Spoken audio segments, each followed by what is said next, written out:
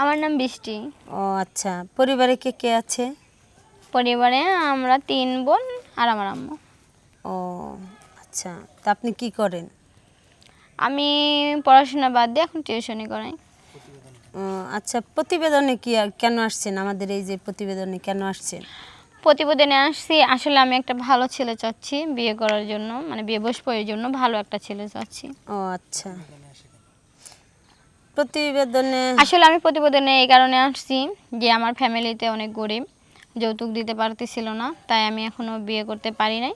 যার জন্য আপনার হলো এই প্রতিবেদনে আসা, যাতে ভালো একটা ছেলে পাই বা ছেলেটা যেন যৌতুক ছাড়া আমাকে বিয়ে করতে চায়, এরকম যদি কোনো ছেলে পাই তাহলে অবশ্যই আমি সেই ছেলের সাথে বিয়ে বসবো।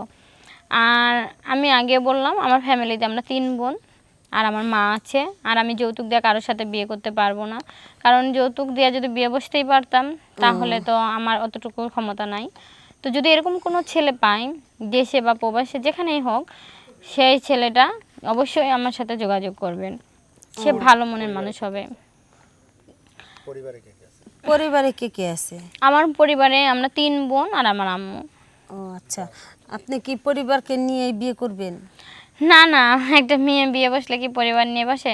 হ্যাঁ, পরিবারের মাধ্যমে বিয়ে বসবো এটা, কিন্তু পরিবার নিয়ে তো আর কেউ বিয়ে বসে না। পরিবারের দুজনের পরিবারের মাধ্যমে তো একটা কথা হয়, তাই না?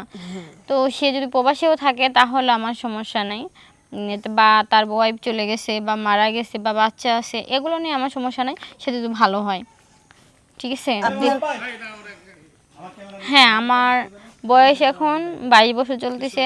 যদি এরকম কোনো ভালো ছেলে পাই অবশ্যই আমি তার সাথে বিয়ে বসবো। মানে আজকালকার দিনে তো মানে 22, এই যে আপনার যে 22 বছর হয়েছে, এই 22 বছরে তো কেউ বিয়ে হয় না, মানে হাতে গোনা দুই একটা। হ্যাঁ ঠিক আছে, কিন্তু আসলে আমি পড়াশোনা করতাম, পড়াশোনা করার পরে আমার ফ্যামিলিতে বাবা নেই, সব দায়িত্ব আমার উপর ছিল।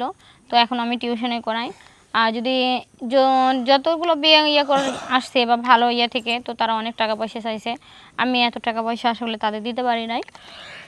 এখন চাচ্ছি যৌতুক ছাড়া যদি কোনো ছেলে আমাকে বিয়ে করতে চান তাহলে আমার সাথে যোগাযোগ করবেন। আর আমার সাথে যোগাযোগ করার জন্য শেয়ার অপশনে গেলে হোয়াটসঅ্যাপ নাম্বার আছে, হোয়াটসঅ্যাপ নাম্বারে ফোন দিলে আমার সাথে কথা বলতে পারবে।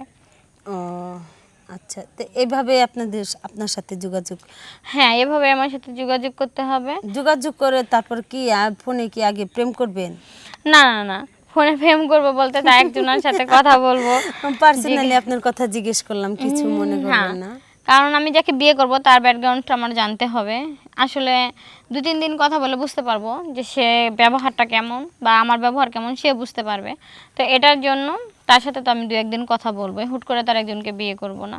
ও আচ্ছা আচ্ছা, তো দর্শক, আপনাদের মাঝে আপুর কথাগুলো বললাম। আপু একটা অবিবাহিত মেয়ে, আপু বিয়ে বসতে চায়। তো আপনারা যদি আপুর কথাগুলো শুনে যদি কেউ বিয়ে করতে চান তাহলে যোগাযোগ করতে পারবেন। কিভাবে যোগাযোগ করবেন? আমাদের এই ভিডিওটি শুরু থেকে শেষ পর্যন্ত না টেনে দেখবেন।